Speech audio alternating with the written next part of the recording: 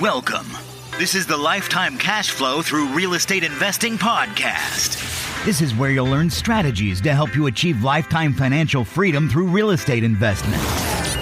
Your host, Rod Khleif, has owned over 2,000 homes and apartments, and he brings experts in all aspects of real estate investment and management onto the show. Now, here's your host, Rod Khleif. Welcome to another edition of How to Build Lifetime Cash Flow Through Real Estate Investing. I'm Rod Khleif, and I'm thrilled you're here. And I know you're going to get a ton of value from the gentleman we're interviewing today. He's a licensed real estate broker. His name is Brian Hennessey, and he's a senior vice president with one of the largest real estate brokerages in the world, Colliers International. And he's an author, and I'll tell you that there's a funny story around that, and I'll tell you in just a minute. But he's recognized a real problem in commercial real estate that people don't like to talk about, and it's due diligence. It's probably one of the most important things you deal with when you're buying commercial real estate. And so we're really lucky to have him on the show, and I'm excited to dig into this. Brian, thanks for being with us, buddy. Rod, thanks so much for having me on. Absolutely. So take a minute and tell us a little about your history, in the whole real estate field, because I'm sure it's very impressive. So let's talk about that first. Well, I've been in the industry for over 31 years now, and I've been fortunate enough to work in some different aspects of it. And after the first 18 years, I became an acquisition person for an investor and his investors.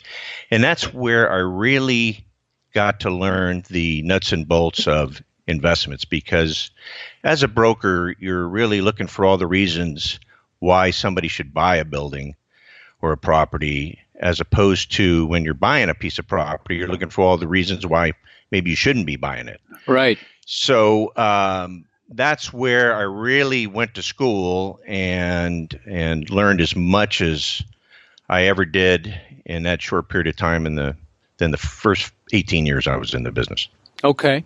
And so you've been in the business 31 years now. I will tell you, just to my listeners, Brian sent me a couple of copies of his book, which is called the Due Diligence Handbook for Commercial Real Estate. It's not necessarily multifamily specific. It's commercial real estate in general. But what's funny is I already had a copy, and I shared that with him. But it's a very informative book about the importance of due diligence. And like Brian said, it's sometimes the deals you don't do are the best deals, because people make mistakes, and this is where investors make mistakes in the whole due diligence realm. So talk about how the book, why you wrote the book and why you thought it was so important, because you shared that with me ahead of time, and I want you to share that with my listeners.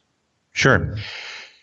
Well, when I first became an acquisition person, we were starting to do some fairly sizable transactions, and I was overwhelmed by the amount of information that I had to review, the questions to ask, the issues to visit. And what happened was I tried to keep a bunch of checklists or legal pads around me, writing things down to remember. And what happened was, by the time we finished the transaction, my nerves were frazzled. I realized once we owned it, oh my gosh, I should have asked about this, should have asked about that. And finally, I just decided, you know what? I don't want to reinvent the wheel every time I do this. I'm going to create a little reference manual for myself, so I don't have to remember every little thing. There's just too many things to remember here. So Sure. That's what I started to do. And every time I learned a new lesson, and we were buying property all across the country. And yeah, I know. If I read correctly, you've done over $1 billion in transactions. Is that accurate? Yeah, over 9 million square feet we bought. So that's a lot of square footage. Right. And we would buy them in very short periods of time, because we even bought a couple of portfolios, one from Equity Office, which was Sam Zell's company, and Transwestern, and that was 1.8 million square feet. Just in that one was 5 buildings in Dallas. And then the Transwestern one was 2.2 million square feet. They still gave us 30 days due diligence, 30 days close. Wow. So you better be on your game when you're doing that kind of due diligence. And we had a very small little group that we worked within. So we all had to know our roles and have a system to work. And that's how I created this the system that I teach in the Due Diligence Handbook for Commercial Real Estate. So. Right. Well, like I said, like I told you before we started recording here, I got some really good stuff from your book, and any, I've got a checklist, about a 30-page checklist for due diligence on properties that we look at, and you have to have that. You have to have a resource like your book or a checklist that you create that you live by. I mean, you have to. I mean, it's the gospel, because otherwise, you're going to miss something. There's so many factors involved, from calling the evaluating the area, evaluating the demographics, making sure you're checking all the systems. Speak to some of the things in the book that are covered, Brian, because I know Sure. It's very comprehensive. To your point there's just way too many things to remember. We need reminding as much as we need learning, and that's why airline pilots still have a checklist when they go through there. It just makes good sense, because having and adhering to a proven system allows you to conduct the due diligence faster, easier, more efficiently, and you're less likely to miss something. Right. So some of the things that you started hitting on, when you're going into an area, now once you're in your own area and you're buying property, it becomes second nature to you. Sure, you understand the microcosms of that area. At least, from an area standpoint, you're in good shape. But like, you bought all over the country, didn't you? Which is kind of why this was a necessity. Right. So what would happen is I'd get a setup or a offering memorandum from somebody regarding a piece of property, and if I wasn't familiar with that area or that suburb of the city or whatever, then I'd have to drill down and start finding out, is this a deal worth looking at? Right. Which means I'd have to start doing some homework, which thank God now you can go on the internet. Oh, and you find can a lot do of it all information. online. Yeah. When you and I first started, it was it was stone tablet with a chisel. But yeah, right. Yeah, no, you can do so much you could do so much from your laptop anymore with the websites that are available. It's and in fact you can even drive down the street on Google Earth and look at the type of cars that are in the parking lot to start, the businesses that are around a potential acquisition.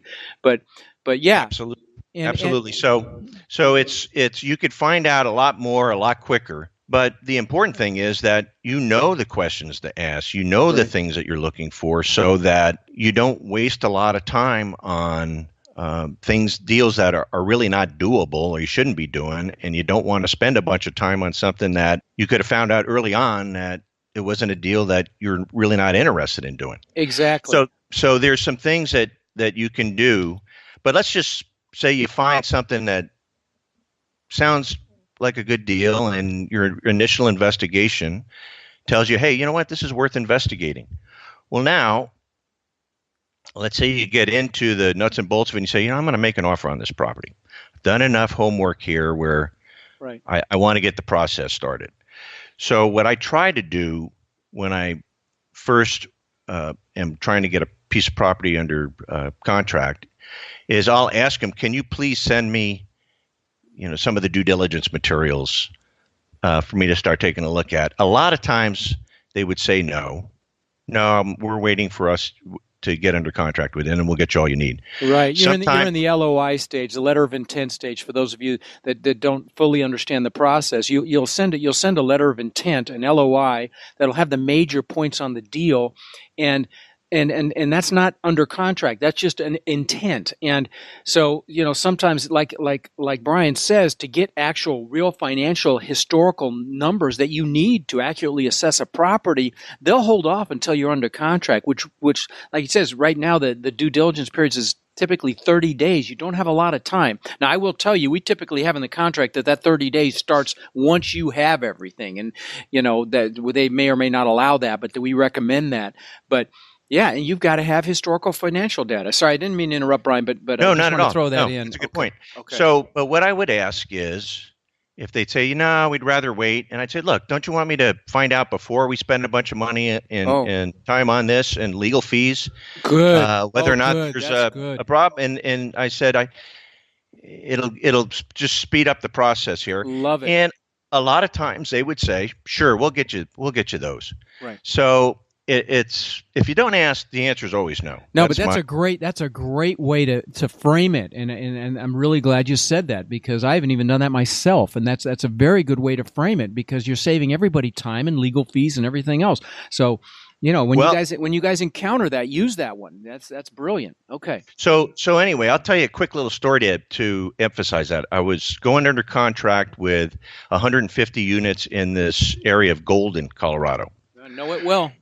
And great town. Right, Coors Brewery. Yep. Yeah. And so we're going under contract, and I said to the seller, "Listen, I'm only going to be here a few days. Would it be okay while we're negotiating the contract if I get the guys over there to start inspecting?" And he says, "Well, you don't have insurance, and I want to get under contract." I said, "Look, it'll save us a bunch of time. If there's any problems, I'd rather find that out now so we don't spend a bunch of money on legal fees and whatever." He said, "Fine, get me an insurance certificate, whoever's going to be helping you, and I'll let you in." And guys, just so what he's talking about there is they don't want people walking around the property, doing things, looking at things, climbing on roofs, uninsured for that particular task. So that can be a hurdle, especially with a big institutional seller or broker representing a big institutional seller. So that's what he's talking about. And I want to interject one other thing. An LOI is something you can typically do yourself, but you're never going to want to write your own contract, and you're always going to want a real estate attorney, and that's going to cost you. So what he's talking about, getting as much of this done ahead of time, it saves you money and time and brain damage. So anyway, continue. So I show up there with 4 or 5 guys from this inspection company I'm using, and they're crawling all over the property, and I get a guy that calls me over, says, "Come here, I need to show you something over here." And he's got a shovel in his hand. He went underneath a stairwell, an outside stairwell, and he was looking at some footings. And he says, "Somebody's trying to hide something here." And he says, "See that plywood there with the dirt covering it? There's some structural problems here that they don't want people to know about." I said, "Do me a favor. Now that we know that red flag, look real carefully at this stuff." Dig in, right. So I spent a couple hours there, then I had to take off, and I told the head guy, "Do me a favor, I have to catch a plane this afternoon, but please call me as soon as you get through here so I can at least get the verbal from you of what's going on." And so I'm sitting at the airport, and I get this call, and he says, "Well, we're finished, and I got some good news and bad news." And I said, "Well, give me the bad news first." And he said, "You've got some major structural problems here." And I said, "Well, give me a dollar amount, or at least a range." Right. And he said, "Anywhere from $1.5 to $4 million, depending upon how bad it actually is." And I go, "That's all I needed to know. Thanks very much. Send me your bill." Called up the attorney and said, "Stop all work on this." Right. And then I called the seller and said, we're passing. Yeah. But it could have, I could have got under contract. Oh, sure. You could have been, tens of thousands of dollars into it. You do your phase 1 environmental reports, all the reports the lender or the buyer are going to require, that all cost money. And then, of course, the legal fees with the contract. So, yeah, that's the value of this, guys. And there's so many little details that you have to remember when you're looking at a property. You really need a checklist, and you want to call the Chamber of Commerce. How's business in the area? You want to call the Economic Development Office. Are there any incentives? You want to call the assessor's office, ask them about the property, planning, zoning. You want to talk to contractors that have been there, and tenants that live there, and on and on and on. And you're gonna want to make sure that every aspect of that property is checked out, like you did with that inspection company, or you guys can use specific mechanical and vendors. You can use plumbing vendors. You can use, contractors to come out and check a lot of this stuff as well. Structural engineer, if there's any question there. So all of these things, and it's very easy to overlook things if you don't checklist them. And that's why, I went out and bought your book, Brian, and just to make sure that my checklist had everything that it would need in it. And it definitely added a lot of value. Now, I know you've got a new book coming out as well, the Leasing Handbook for Commercial Real Estate Investors. Talk about that a little bit. What's in that book? I wrote that book because over the years, I've seen investors making the same types of mistakes over and over again. And I thought, okay, if I were a new investor, what are the things that I'd want to know about so I wouldn't have to go out and learn all these mistakes or make these mistakes and just shortcut the whole process? Because look, there's two ways to learn. You can learn from your own mistakes or others' mistakes, and I always say it's a lot cheaper and easier if you learn from others' mistakes. So, but I not only talk about those, but I talk about tips and strategies and techniques you can use to get your properties leased up. Mm-hmm.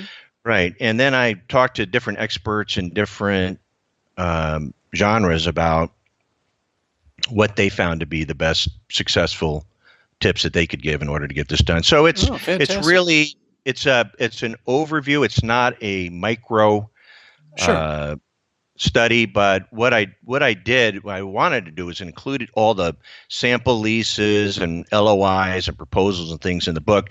But the book ended up being like 300 pages, and it was like, this is not what I wanted to do. Sure. So I decided to reference those. I have some of that in there, but I referenced those to my website, which if you buy the book, you just get access to. Okay, great. So you get access to a document library. Awesome. Right, exactly. Awesome. Fantastic.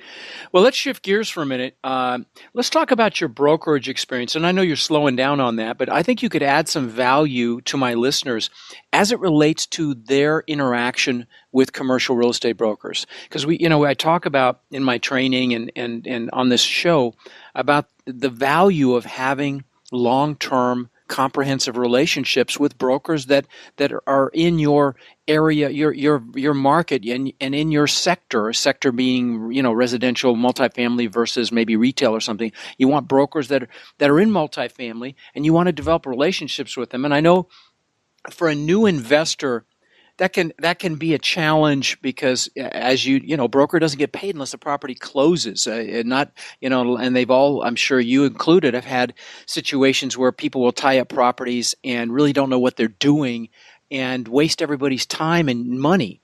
Can you speak to, maybe what you look for or looked for when you were more active in the brokerage, and what suggestions you might make to a new investor when they're developing those relationships? Absolutely. It's important that you build a good trust and rapport with the brokers out there. Look, it's like any other business. It's a people business, really. Right. Real estate happens to be the commodity that we're dealing with, but people buy people. And if people think you're trustworthy and that your word is good and you do what you're going to say and say what you're going to do, that type of thing. Right. They're more likely to want to spend time with you, even if sometimes the deal doesn't happen with it. At least they know you made your best effort.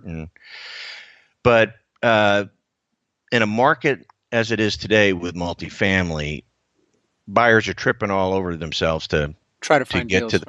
Try to find deals. And the most important thing they want to know is you have the ability to get it closed. Right. So it is a little bit of a challenge to get those first deals closed. Once you start closing deals, you'll be on their list. Right. And you'll be getting calls. But what you should do is try to find 2 or 3 brokers that you really resonate with, that you like, and they like you, and you're looking at deals together. You're talking regularly. Right. Because it's out of sight, out of mind, because you're talking to so many people. And if you spend the time talking with them and trying and doing what you're saying you're going to do, right? That's it's a small world. You screw one or two people over and you're done. So, and I would add one thing, and we talk about this in my book and in training, that you literally. You respect their time, and most people, a lot of investors will go in and they'll say, "Hey, send me deals," and then they'll never respond to the broker and give them feedback. And would you agree with me here, Brian, that you need to give them feedback? Say, "Hey, this isn't going to work because of this," or so they know that not only can you can reintroduce your criteria to them, but they see that you're really taking the time and respecting their time. Would you agree with that? Yeah, I would say that's probably one of the more common issues we run into, or people want to see deals, and then you go through the trouble of you get it over to them, or you go meet with them, drop it off, have a big discussion about it, and then they never call you back or answer your calls or anything. So that's kind of the death knell. If you're doing that, then you're just out there alienating brokers. Right. So you're better off. Would you agree with regular follow-up as well?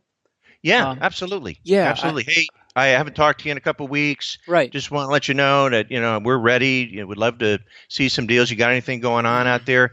I even would say to them, if you have anything off market you want to talk to me about, I got you covered. I'll sign your commission agreement. I'll pay the fee. Right. To me, it didn't matter because it just got factored into the deal. If 3 or 4% or 5%, whatever it was on the deal, was going to make it a bad deal, then I shouldn't be buying it anyway, is the way I looked at it. No, absolutely. And so, guys, just to rehash what he just said, you want to let the broker know they're going to write the contract for you. And so if they've got an off-market deal, they're going to get both sides of it. They're going to get the listing side and the sales side if they bring you deals. So, for those of you that don't fully understand the real estate process, one broker will list the property, and it's very likely or possible that another broker will sell the property. Now, every broker wants to have both sides because, both sides equate to a double, larger commission, the full commission. So if someone you want to let the brokers know that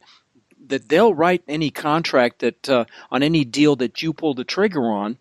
Including off-market deals, because that's the sweet spot for them, and then you follow up. You're respectful of their time, and you stay in front of them, and that's how you build those relationships. And guys, those of you that have never bought a deal, you probably gonna have to pull in a sponsor, someone that's got for the financial wherewithal to take the deal down. And I've talked about this before. Even if you end up giving up a good chunk of the deal, that's what it takes to get on the map of these brokers and lenders and everything else. And that's a common sequence. Yeah, that's a good point, Rob, because once you are on the map, once they know you bought a property in the area, right, don't worry, they'll be calling you. Right. Hey, exactly. Saw you bought this property over there. Hey, I've got one over there that's similar that I think you might like. And once you get that momentum going, you'll probably have more business you know what to do with. But to Rod's point further on the getting a sponsor, if you can get a sponsor that is credible, that's closed deals,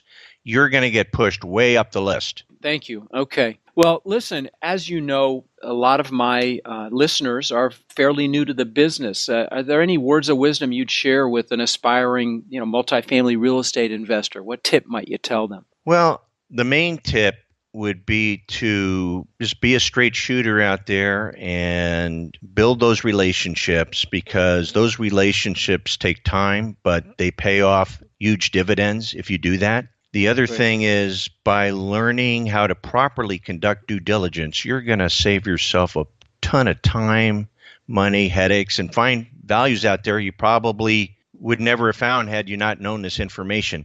Right. I think the biggest issue with due diligence, Rod, is that people just don't know what they don't know. That was my problem.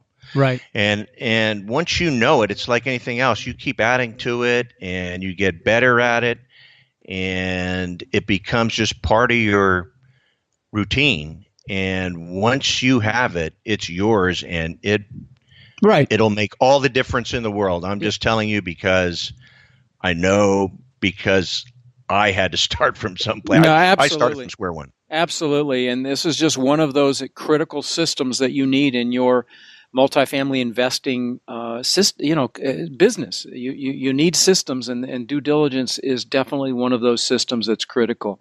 Well, listen, Brian, I just want to thank you for being on the show. You've added a ton of value, and I very much appreciate it. And we will have all your contact information in the show notes. And again, recommend his book, The Due Diligence Handbook for Commercial Real Estate, and keep an eye out for his new book, The Leasing Handbook for Commercial Real Estate Investors.